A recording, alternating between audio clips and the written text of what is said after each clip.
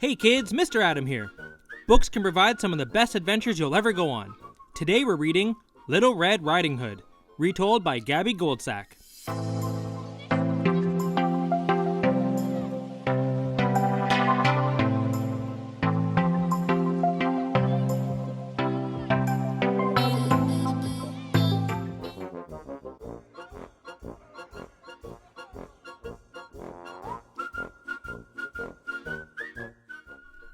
Once upon a time, there was a little girl who lived with her mommy in a cottage on the edge of a big forest. Whenever the little girl went outside to play, she wore a beautiful red cloak that her grandma had made for her. It had a big red hood, so everyone called the little girl Little Red Riding Hood. One day, Little Red Riding Hood's mommy asked her to take a basket of food to Grandma. Grandma isn't feeling well, Mommy explained. and I'm sure she'd love to see you. Grandma lived on the other side of the forest, so Mommy drew a map on a piece of paper so that Little Red Riding Hood wouldn't get lost. And remember, don't talk to any strangers along the way. Said Mommy, helping Little Red Riding Hood into her cloak. Little Red Riding Hood took the basket of food and skipped into the forest. On the way, Little Red Riding Hood saw some beautiful blue flowers. Grandma might like these, she thought. As she bent down to pick up a handful of flowers, she didn't realize someone else was in the forest. Hello, little girl, Said a deep, growly voice. Little Red Riding Hood jumped with fright. A big wolf peered out from behind one of the trees. Oh, hello. Replied Little Red Riding Hood, smiling back at the wolf. She had already forgotten her mommy's warning. Where are you going? Growled the wolf.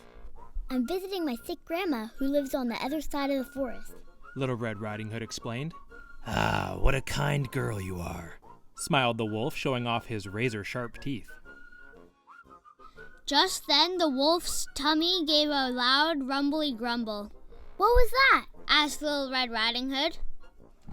Just some thunder over the hills, Said the sneaky, hungry wolf as he ran away as fast as he could to Grandma's cottage.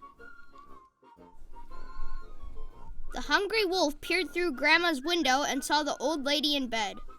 With a loud howl, the wolf dashed into the cottage and gobbled up Grandma in one large gulp. Then the wolf put on Grandma's spare nightcap and glasses, clambered into her bed, and pulled the quilt up to his chin. Now all he had to do was wait for Little Red Riding Hood to arrive. When Little Red Riding Hood reached the cottage, she was surprised to find the front door wide open. Grandma, She called. are you there? I'm in the bedroom, replied the wolf in a strange, wobbly voice. Little Red Riding Hood went into the bedroom and gasped in surprise when she saw her grandma. She looked sort of different. Grandma must be very sick. Thought Little Red Riding Hood. I hope it isn't catching. What big eyes you have, Grandma. She said as she went over to the bed. All the better for seeing you with, The wolf replied in the same wobbly voice. Grandma, what big ears you have. Little Red Riding Hood added, moving closer.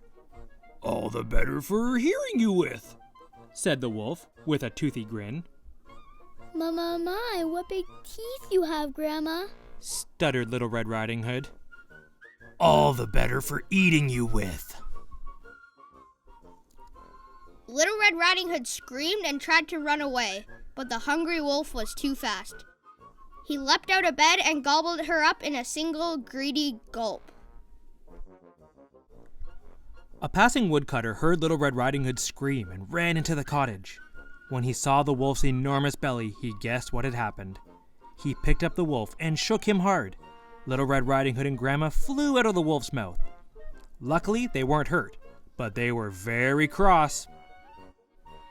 Grandma, Little Red Riding Hood, and the woodcutter chased the wolf into the forest and over the hill. The embarrassed wolf never came back, and Little Red Riding Hood never spoke to strangers again. The end.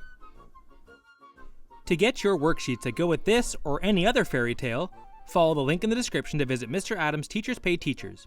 And don't forget to like and subscribe so you don't miss out on any of Mr. Adam's adventures.